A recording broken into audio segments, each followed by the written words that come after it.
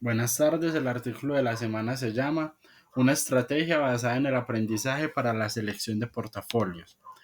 Se hace a través de redes neuronales. Las redes neuronales son un componente fundamental del aprendizaje automático y se utilizan ampliamente en distintas áreas. En el caso de las finanzas, su énfasis es en la selección de portafolios.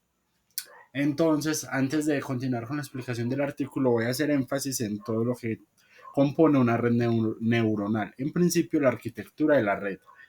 Eh, una red neuronal para la selección de portafolios podría estar compuesta por varias capas de neuronas interconectadas. La arquitectura específica dependerá de la naturaleza de los datos y del problema que se está abordando. Estas capas pueden incluir una o varias capas ocultas que se pueden transformar en que pueden hacer transformaciones no lineales de los datos. Y generalmente hay una capa de salida que produce las predicciones, es decir, todo lo que yo proceso dentro de la red neuronal finalmente me va a generar una única salida que viene siendo el portafolio óptimo. En segundo lugar está el procesamiento de los datos.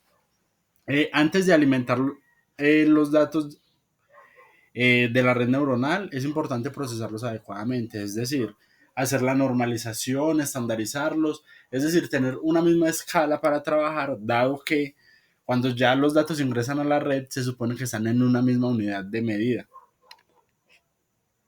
Tercero, las redes neuronales se deben entrenar, es decir, se ajustan los pesos y sesgos para minimizar la función de pérdida o en términos econométricos el error. También se deben validar y ajustar los hiperparámetros. Y por último, se hace la predicción y selección de portafolios. Es decir, cuando la red ya está validada, cuando estamos seguros de que esa red nos va a funcionar para nuestra necesidad, se pueden utilizar como entradas en un algoritmo de optimización de carteras para la combinación óptima de activos que maximice el rendimiento, espera el rendimiento y minimizando el riesgo. Es muy importante que las redes neuronales pueden ser eh, en modelaciones complejas, pero también pueden ser susceptibles a sobreajustes y requerir grandes cantidades de datos para entrenar de manera efectiva. Además, la interpretación de los resultados de una red neuronal puede ser desafiante en comparación con otros modelos más simples. Es decir, cuando yo recurro a una red neuronal es porque ciertamente tengo una gran cantidad de datos por procesar y necesito tener, digamos que un resumen óptimo y confiable con el cual trabajar. Puede que lo que la red neuronal me arroje no sea el portafolio con el que yo decida trabajar, pero sí me haría una gran depuración de los datos con el fin de obtener una forma más sencilla de trabajar, de hacer otros cálculos que me ayuden a elegir esa cartera que yo estoy buscando. Entonces, el problema de la optimización de carteras fue estudiado por primera vez por Robert Martin en 1969 y es uno de los temas más importantes de las finanzas. Toda vez que las finanzas se centran en la administración del recurso escaso, es fundamental encontrar activos u otras alternativas de inversión que me ayuden a maximizar la riqueza, minimizando el riesgo. Porque yo estoy hablando de grandes sumas de dinero que pueden manejar las compañías. No es como que yo tenga 500.000 pesos, sino que estamos hablando de 500 y demás millones de pesos, en el caso de Colombia, que un empresario estaría dispuesto a utilizar producto de las utilidades pasadas.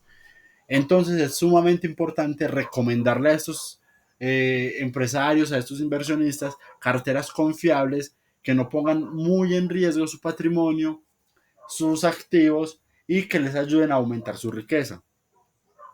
En nuestro mundo financiero real, la volatilidad de los activos de riesgo no siempre es una constante. Es decir, el riesgo, generalmente esto pasa en los mercados de renta variable, que es donde yo no conozco qué puede pasar con mi inversión. Puede ser para el día de mañana, para dentro de un mes. Es incierto. Entonces, es difícil obtener soluciones explícitas para la inversión óptima. Sin embargo, existen muchas técnicas numéricas para resolver este problema. Comúnmente se hace por medio de una ecuación diferencial ordinaria. Por tanto, se propone la siguiente ecuación ordinaria para estimar la red neuronal. Entonces, consideremos un mercado financiero que consiste en un activo de riesgo P sub 0 y un activo, perdón, consideremos un mercado financiero que consiste en un activo sin riesgo P sub 0 y un activo de riesgo S. Un inversor entra en el mercado en el momento cero, con una riqueza inicial cero, e invierte en estos dos activos hasta el momento T. La T representa el tiempo terminal de la inversión, que es un número finito positivo. La aleatoriedad del mercado se modela mediante la siguiente fórmula que acá la vemos, esta que estoy señalando en este momento. Un espacio de probabilidad completo filtrado por la siguiente distribución es adaptado por el movimiento browniano y el precio del activo sin riesgo P sub 0 se rige por la ecuación diferencial que vemos a continuación, donde la derivada del activo sin riesgo es igual al rendimiento del activo en función del tiempo. Entonces, el proceso de riqueza satisface la siguiente ecuación diferencial. El rendimiento en el tiempo t es igual al rendimiento del activo S más el rendimiento del activo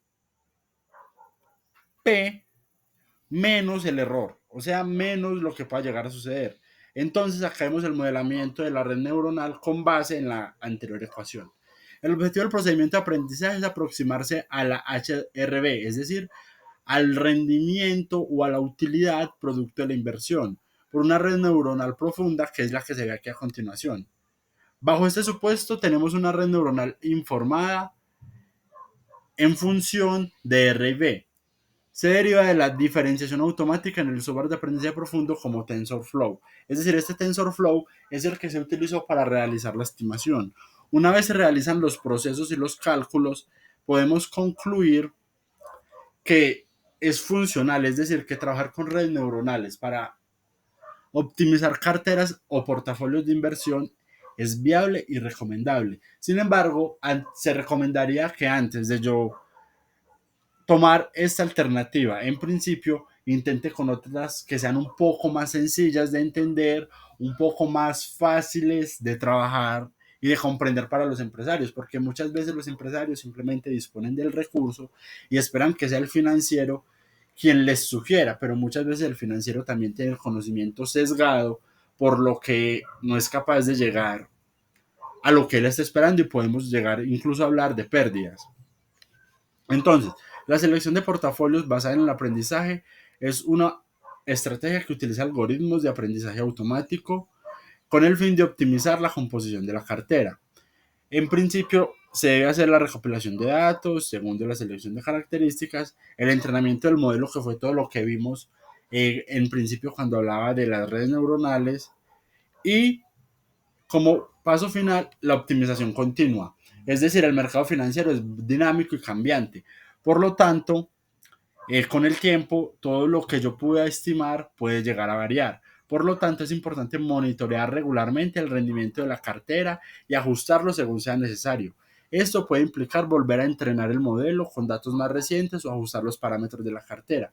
Es decir, yo puedo hacer una estimación y no va a servir, digamos, para dentro de un año. Las estimaciones se deben hacer periódicamente, generalmente cada cierre de mes, cada cierre del trimestre, que es como se presenta la información financiera generalmente, aunque pues obligatoriamente es únicamente cada año. Es importante destacar que la selección de portafolios basada en el aprendizaje no está exenta de riesgos. Los modelos pueden sobreajustarse a datos pasados y no pueden prever eventos imprevistos o cambios en las condiciones del mercado. Es decir, aunque al trabajar con redes neuronales se adquiere una cartera más exacta, se adquieren datos mucho más precisos, porque lo que se hace es una regresión tomando en cuenta todas esas variables estocásticas que tal vez en una regresión lineal por algún otro método no se tienen en cuenta. Tenemos que tener en cuenta nosotros al momento de hacer el estudio que, dadas los cambios y las dinámicas del mercado, cualquier estudio puede tener cierto grado de error que no podemos pasar por alto. Por lo tanto, al momento de sugerir un portafolio, tenemos que tener presente ese factor de error. Muchísimas gracias.